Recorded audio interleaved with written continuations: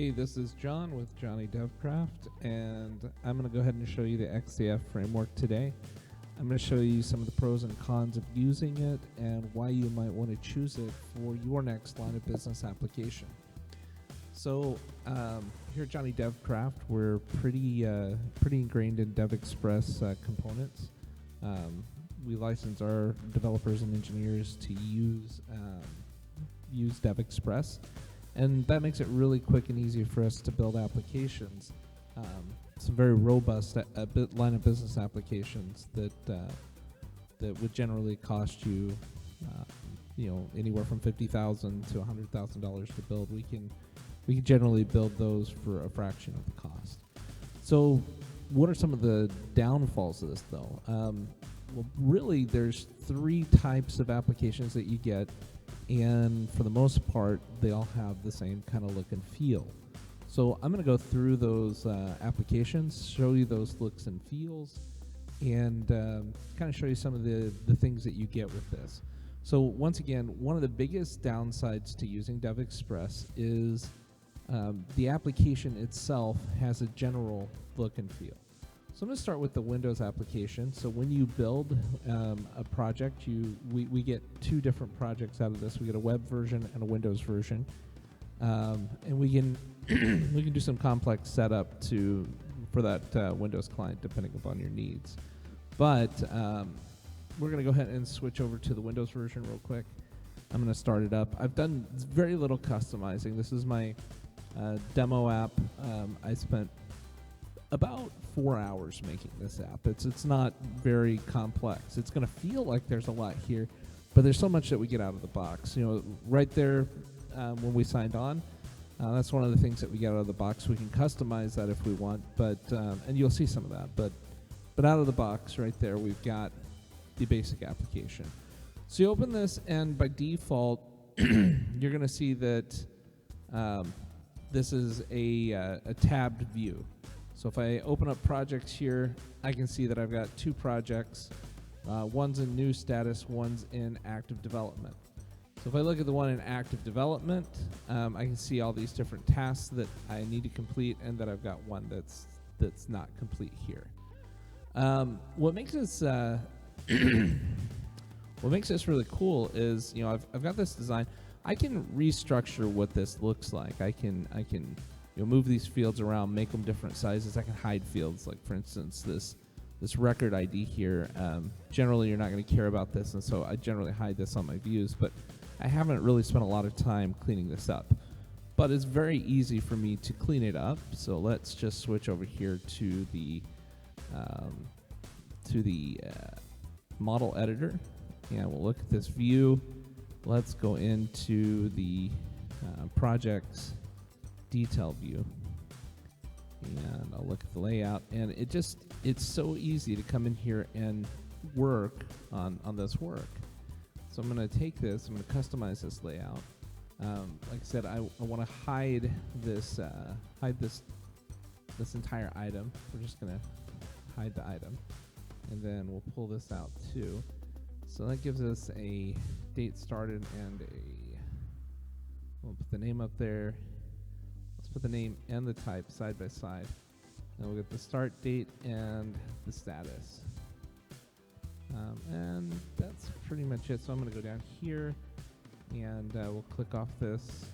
And when we close this, it'll save those changes.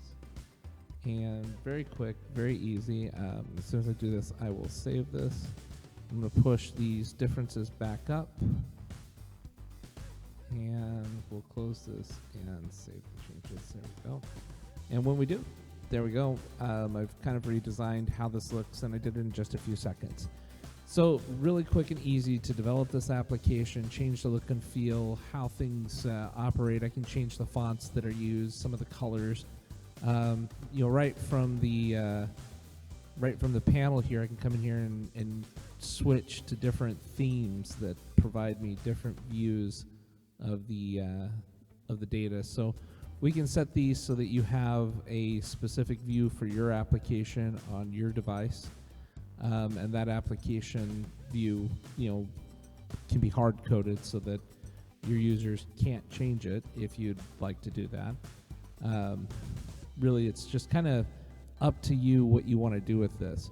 So once you've got this the way that you like it, all of these changes are saved, and we can build it with these changes, and it'll have that look and feel across the entire application. So let's go ahead and look at what it looks like by default on the web. I'll go ahead and close the application, and I'm going to set the web application to be our startup project. We will run this application. Go to full screen here. Now this new design is responsive by default. So as I come in here, I can open F12 and we can go and look at what it would look like on an iPhone. I can come over here, I can go to my projects, I can open a project, so let's just open the test project here. And it takes all that information and puts it right here. I have access to all my different things that I need to do. So this is one of my projects. I can go to the next project. There we go. And see the different steps that we have. And I can customize these views too, so that when we're looking at these, it will show me this in a mobile-friendly way. And we can even duplicate the application so that you have one for a mobile site and one for a non-mobile site, and we can customize the mobile site to look right on mobile and the non-mobile site to look better on desktop. So we can do a lot of cool things here. So this is the default look and feel. Obviously we can change the logos and things like that. I'm going to go back to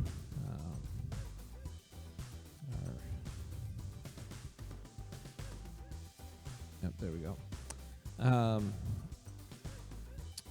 I mean, you can change a lot here. What I can't change, it gets a little bit harder to start playing with colors here. How the layout works, where we've got the menu over here, I can't change that. I can't change how these buttons show up here. I can change the layout of the data on the screen. I can change the columns that you see here. We can add filtering and things like that. That's all stuff I can do, but the overall look and feel and interaction of the application is kind of set up for us. So that's our downside, right? Is that we're kind of committing to this look and feel. Now we do have another option. This is what we call the new look. There's actually an old look. Knock on wood here. Who would have thought? But I'm going to go ahead and kill the application real quick. We'll come out here. I'm going to go into, I believe it's in my web config, and I believe in here, if you tell it which theme to use. We can definitely do some customizing. You saw the login page, or you saw the login page. You can change how that looks and feels. What I'm looking for right now.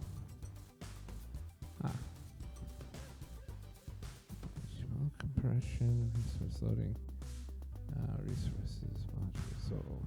So here's where we can set the themes. But right now it's not using the theme. And I think maybe that's over here.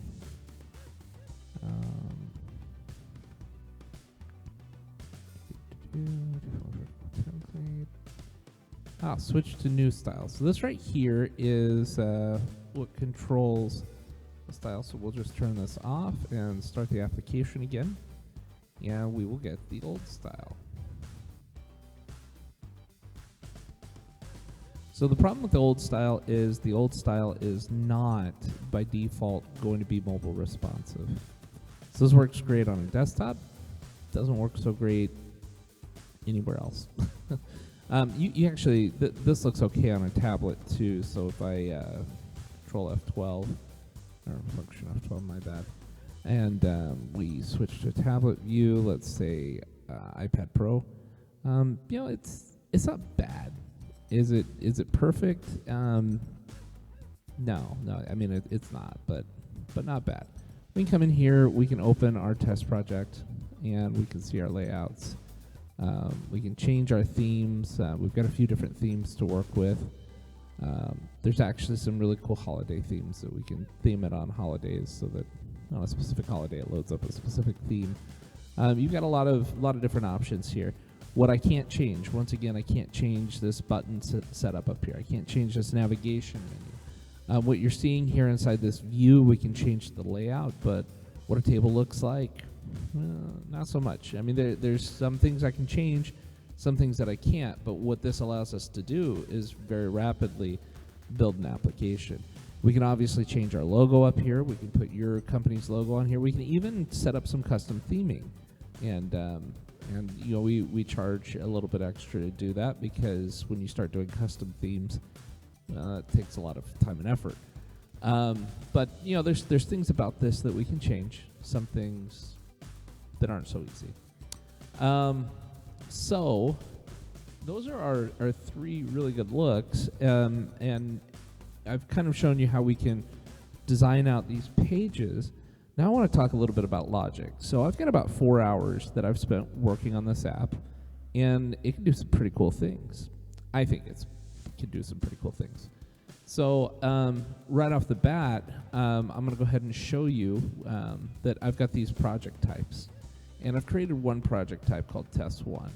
And inside Test1, if you set a project up with this project type, it has these tasks. So I got step 1, step 2, step 3, step 4. And if I open up these tasks, you'll see that these tasks have next task and previous task. So basically, I can set prerequisites for creating a task. So really what this is designed to do is automate task creation. So as I complete task 1, it generates task 2 and task 3 for me on my projects. And then as I complete task 2, you'll see that it goes to step 4. So I'll click OK. And as I look at step 4, you'll see that requires step 2 and step 3 to be completed before you can start step 4. So I've set this up and I've created this this workflow, and you know, it's pretty easy. If I wanted to add a new task, we could just go into edit mode here. I'll create a new step. We'll call this step 5. And I can set all this up to automatically load this so that you don't have to enter all that information. So we're going to go from previous tasks for step 5, and it's going to come from step 4 and go to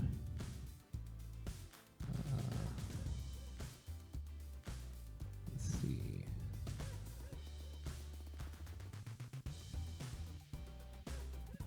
Open that. Go in here. Step 4 to step 5. There we go. And it doesn't have any next tests. That's the last one. So I can very quickly and easily add a step 5, and so when I finish step 4, it'll move to step 5. If I look at step 4 now, you'll see that it now directs to step 5 when it's done. So let's go look at this in action. I've got this project over here. Actually, I need to save this first. Save and close. Okay, so if I go over here and we look at test 2 is an active development. You see I've completed step 1, step 2, and step 3. Step 4 is in process. If I open up step 4, and actually you need to be in edit mode, and open step 4, and actually I want to edit step 4. I'll move that to complete, click OK, and we will save. And if I refresh this, you'll see that step 5 was created. So that's pretty cool. But it can get a little bit cooler than this. So let's just save and close this one, and let's look at this new project. So this new project is set up to use the same model from test 1. What we're going to do, though, is I'm going to go ahead and I'm going to edit. And when I edit, we will begin discovery, and we'll begin development. And I will save that. And when I do, I get step 1. So that's pretty cool. And if I look at step 1, it's currently set to new. Now, if you remember right, completing step 1 actually generates 2 steps for me. So if I come in here and I edit this, I'm going to click right here and click complete, save that, and if I refresh this view, now I have step 2 and step 3. Now, step 2 leads to step 4, and step 3 leads to step 4. But step 4 requires step 2 and step 3. And so we've coded that in here too. So I'm going to go ahead and edit step 2. And we'll mark it complete. And you might be expecting that when I save and refresh, I'll have a step 4. But I don't. And that's because step 4 requires step 3 to be done. So when I've completed both of these steps, I can click complete, click OK, and click save. Then I get step 4. So I can build some complex logic to help manage the workflow for whatever kind of work I'm doing. That's really cool. Let's talk a little bit about security, though. You know, this is really awesome that I can go and set up all these project types and I can enforce this process on people. But right now, anybody that logs in can come in here and change this. We have roles in our system, just like any good system does. And if I look at the default role, I can limit what access people have to the different business objects. So everyone can read and read all the task type, task project, and task order. But if you're in the default role, you can write only to the task and project. You cannot go in and change the way that project types work. In fact, we really don't even allow you to navigate to any of these report settings or state machines if you're in that default group, and you can't see roles and users. So we do a lot of restrictions here. And we can even come in here and restrict actions that you can take or can't take in the system. So let's go ahead and see what that looks like. We have a user called user, and I'm going to go ahead and log off, and we'll log back on as user. And right now I'm not putting a password in. I've made it not required for the purpose of this demo, just because, well, I just wanted to make it simple for now. But you can obviously require passwords. When I log in here, I don't have quite as much to work with. All I can see is what's specific to my job, which is project management. I open my projects, I can see my projects and see both of these are in active development. And if I open these, I can edit them and work on this project. So we'll edit this one real quick, set it to complete, and save, refresh. And we get our step 5. So I can come in here and interact with the project, but I don't have the ability to come in here and do much of anything else. Now I do have some tools. I can reset this project, and when I do, it goes back to just being new and all my tasks go away. And I could restrict access to do this, so you have to be an admin to reset a project. You could totally take that approach. But very robust security right out of the gate. I can limit what people have access to, because sometimes you don't want to give everybody access to everything. Of course, there's also reporting built into this, so I'm not going to be able to show you that from here because I don't have the permissions. But we'll come over here and we will log on this admin. There we go. And we go in here to reports, and I can create a new report right here in the browser. I don't even have to leave the browser. So we're going to do this based on projects. We'll create projects in system. Oh, there we go. And we will create that. And I can come in here and make it look however I want to. I'm gonna do a table report. We'll click next. We'll do a collection data source, and I want to see the name, description of the date we started, and the status. Yeah, that's really it. Now I can create groupings. I can do some summary functions. Really, whatever we want to do. Very quickly come in and create a report. We can do a color scheme. Projects in the system. That looks good. Click finish. And there we go. We've got our report. Pretty simple, pretty straightforward. I'm gonna save my report, and then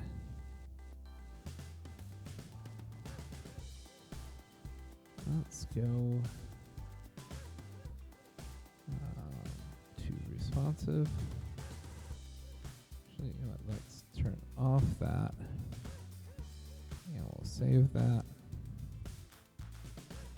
Exit here. My projects in the system report, and I can run my report right there. And so we can resize this a little bit. There we go, full screen it. And I can see, hey, look, I've got these 2 projects in the report. I've created a report. Took me just a few seconds. Yeah. So reporting right out of the box. We can do some other cool things, put graphs in there. We can build some dashboards. We can also set up some auditing so that as you're changing records, we're storing a trace of who made what change and when. It does a lot of cool things. So this is Express App. This is Express App out of the box. What I'm going to do real quick is I'm going to close this. I'm going to spin it up one more time. The other cool thing too is you can have the best of both worlds. You can have the Windows version and the web version, and you can use them both simultaneously. So I can open this up and set this as the start project, and we'll run it. And when we do, give it just a second, and I can come in here to the reports, and because it's all the same database and coming from the same location, if I go into reports, I'll see my projects and system report, double click that, and it'll load up, and there's that same report that I designed on the web available here. I can export this PDF, I can export it to Excel, to plain text, whatever I need to do. So I get this rich functionality, and I've only spent 4 hours building this application. And you know, that's when you consider that your average developer is going to spend $120 an hour of your money building your application. This makes a huge difference. This is a game changer. So I think you lose a little bit. That's definitely true. But I think what you gain by doing an Express app far outweighs what you lose, generally speaking. That's how I feel. So I hope you found this kind of intuitive and useful. And if you have, please like, subscribe, let me know.